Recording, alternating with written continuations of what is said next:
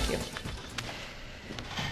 In our hyper-competitive world today, the role of our educational institutions is even more important than it's ever been, and it's always been very important. One of Canada's competitive advantages over the years has been the fact that we have a pretty highly educated population.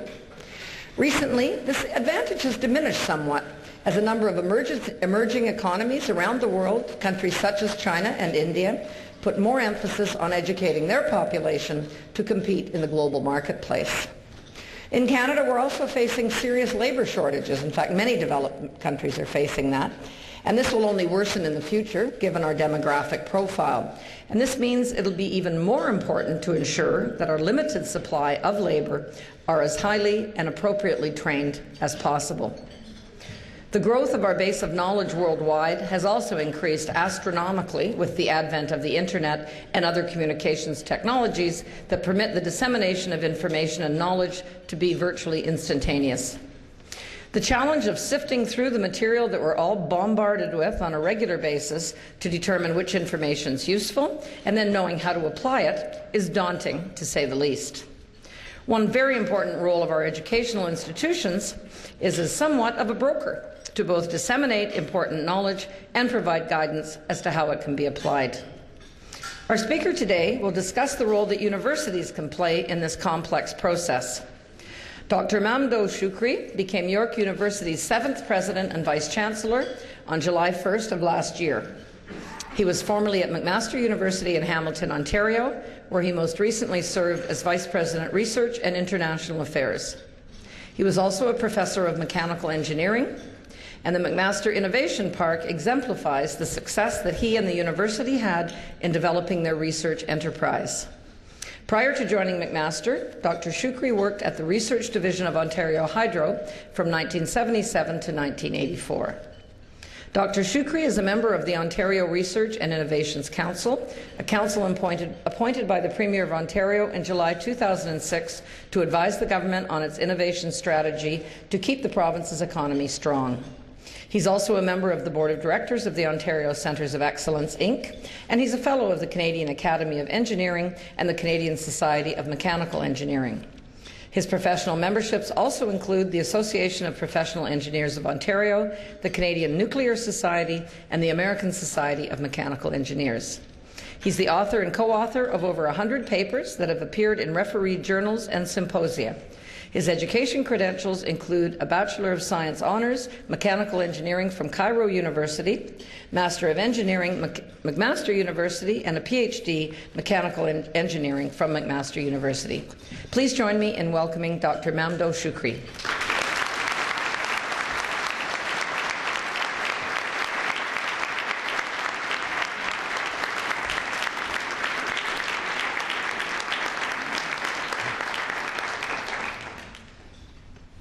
Well, good afternoon, and it's a great pleasure for me to be here.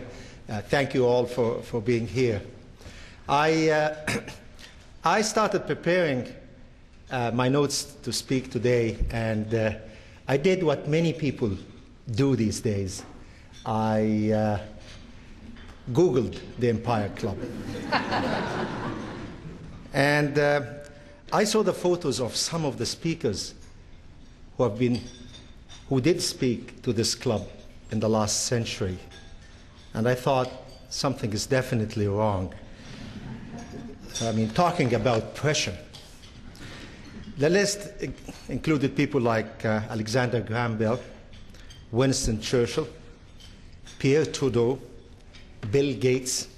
I mean, people who really changed the 20th century. People whose ideas are shaping the world we live in. Of course, I am honored, almost can't believe it, that my name will be added to this list of names. Not that I think my ideas or words will change the world, but I believe that the work happening at York University will. At York, we believe that the university's primary function is to prepare students to be citizens of the world. And today, I want to take this opportunity to talk to you about how we are doing that and how we intend to continue to do that. I want to talk about our plans for the future, about our unique interdisciplinary approach to creating knowledge and disseminating knowledge. And more importantly, about our plans to make York a model for a progressive university for the 21st century. As some of you know, York University will celebrate its 50th anniversary next year, in 2009. 50 years of exponential growth.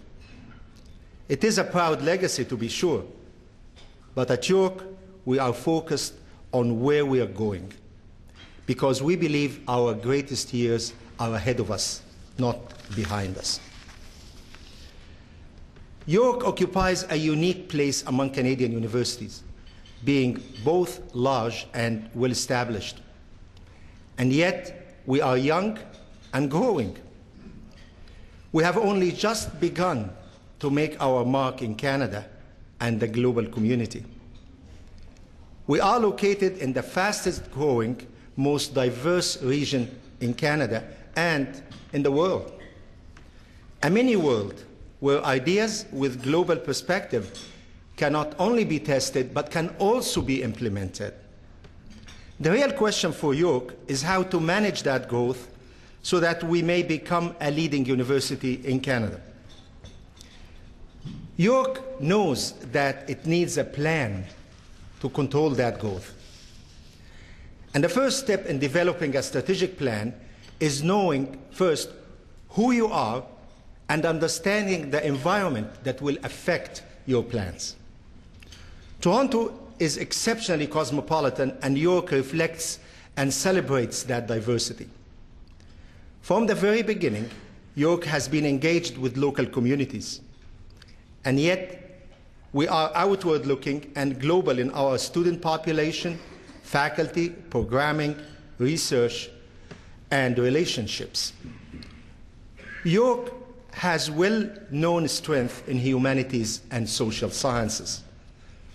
The Shoukri School of Business was ranked the top business school in Canada and 4th in the world last year by Forbes magazine. Osgoode Hall Law School is the largest common law school in Canada and one of the most highly regarded in North America.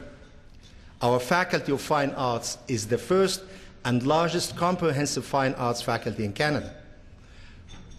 Our science programs, though excellent, have been very small relative to our size.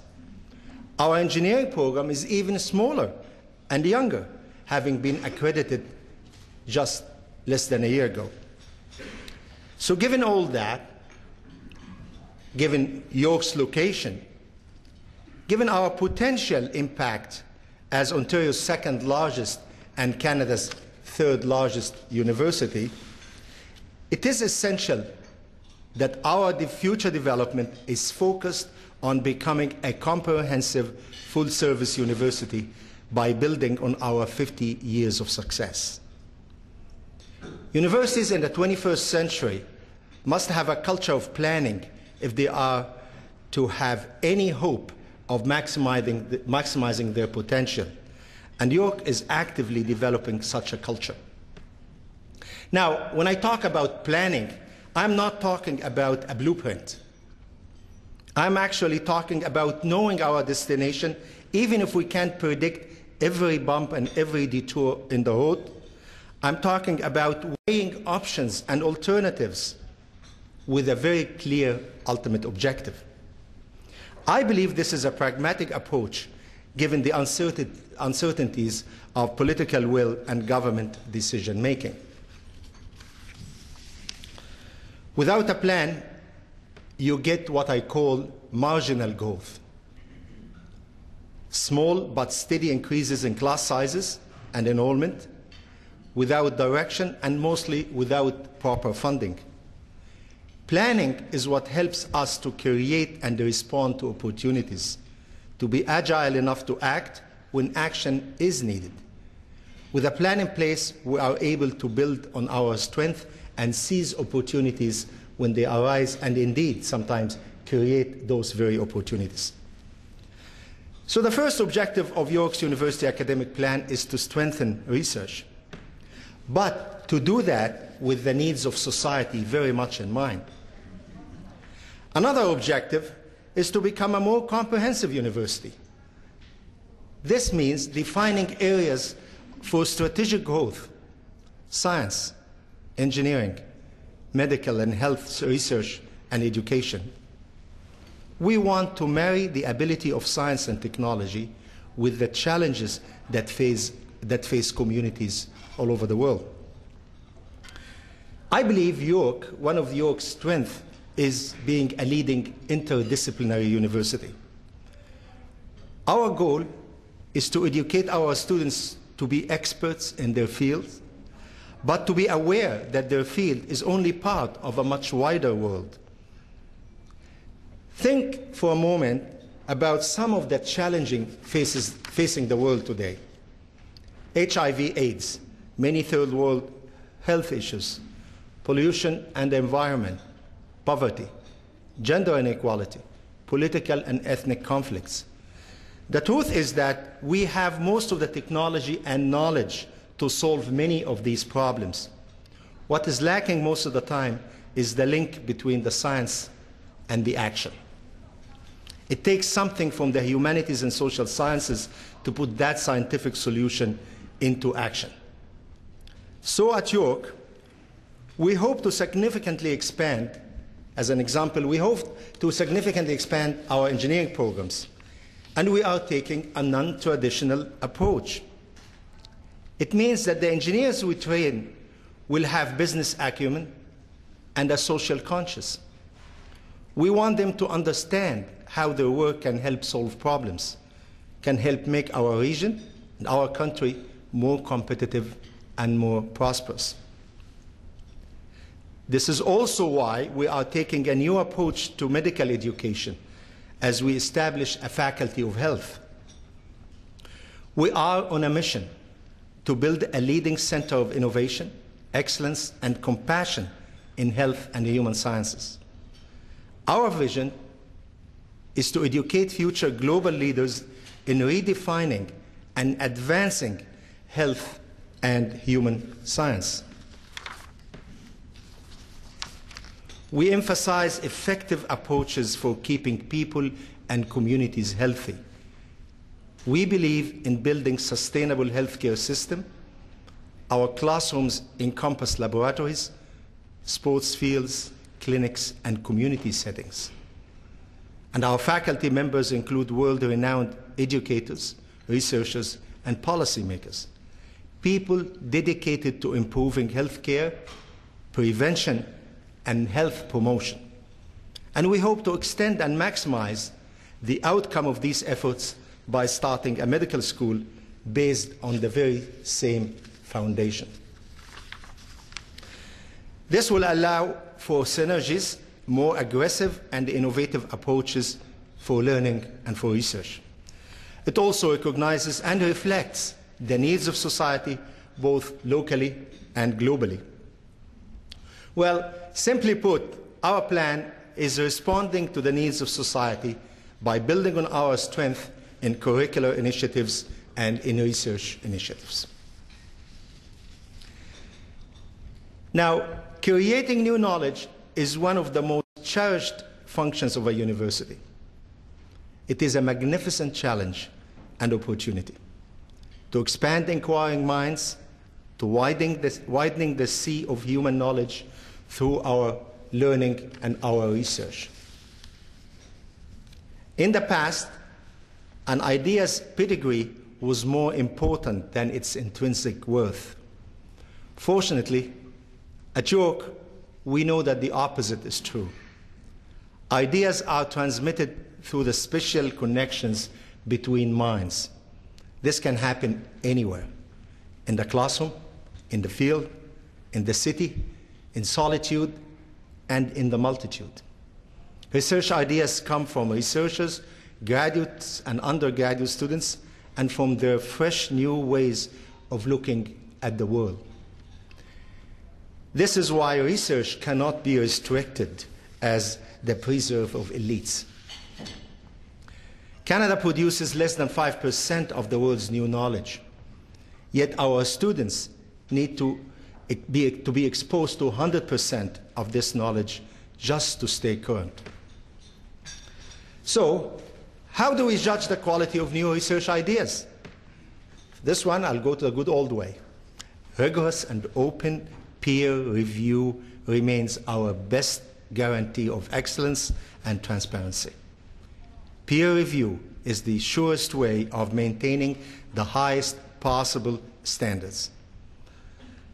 This will ensure that the open competition for ideas actually follows the ideas, not their pedigree. Now, if advancing knowledge is the great privilege of the university, our greatest responsibility is to mobilize that knowledge for the benefit of all, to share it with the community and with the world, to solve the problems we face, to improve our competitiveness, and to increase prosperity and the quality of living for all. Knowledge is of little benefit to anyone if it sits on the shelf. That said, the best mechanism for effective dissemination of knowledge remains our students. Broadly educated, yet knowledgeable in their fields of specializations, graduates continue to transfer their knowledge to society. However, I believe we have an obligation to create new outlets to disseminate knowledge rapidly and effectively to a broader audience. Today's universities are expected and challenged by government and by society to link their knowledge creation to societal needs and to become more entrepreneurial in dealing with industry.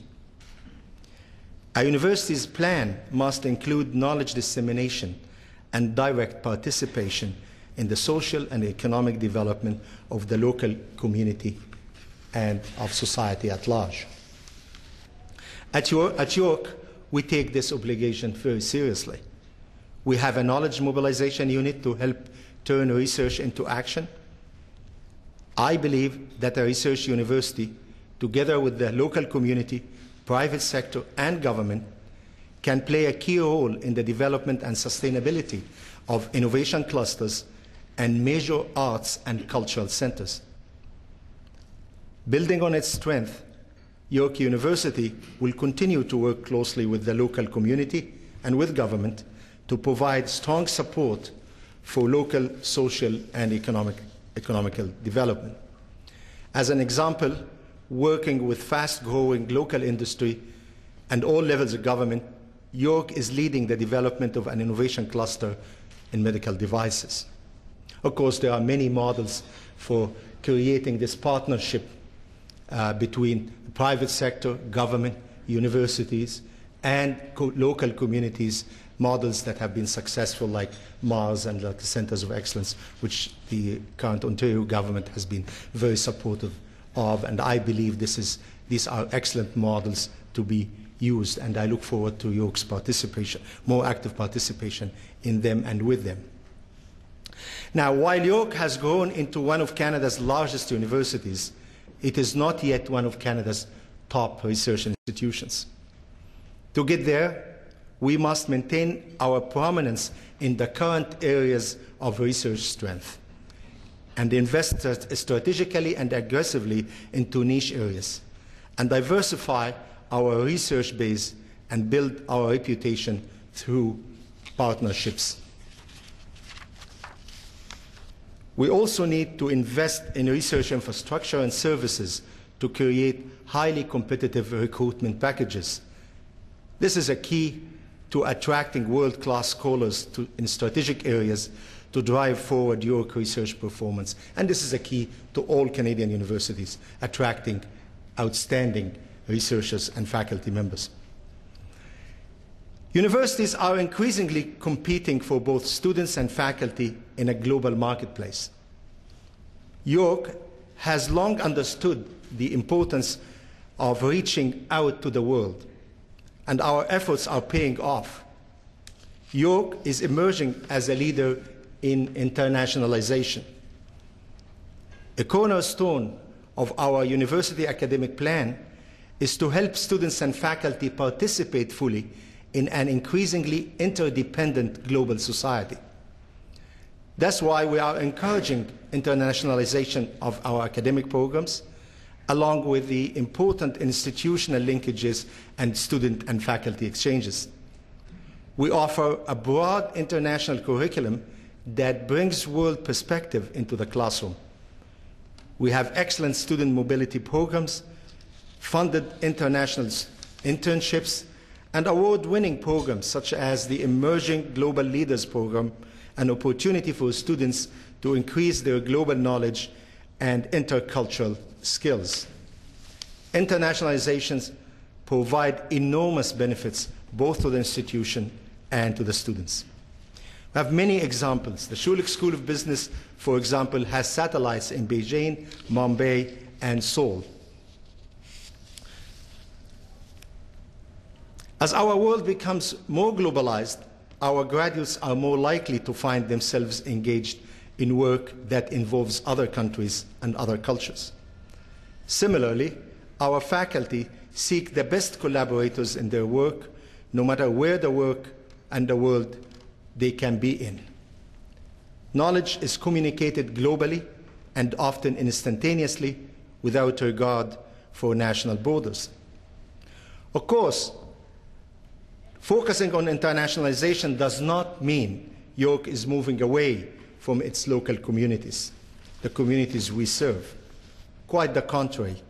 We will continue to be guided by our distinctive values, and we will continue to build and nurture relationships with our local communities. But the truth is that we cannot compete and win on the world stage if we do not reach out to the world. And we cannot fulfill our core mission to serve society without internationalization.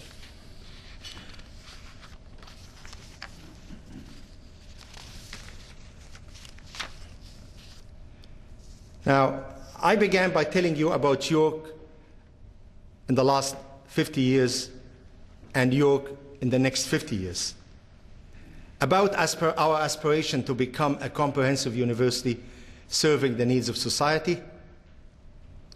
Let me conclude by saying this dream of ours, this vision, will be possible only if we plan for it. It is our responsibility to make the plans, to ask the questions, to engage the community, to plan for future growth so that we can steer our university in the direction we want to go.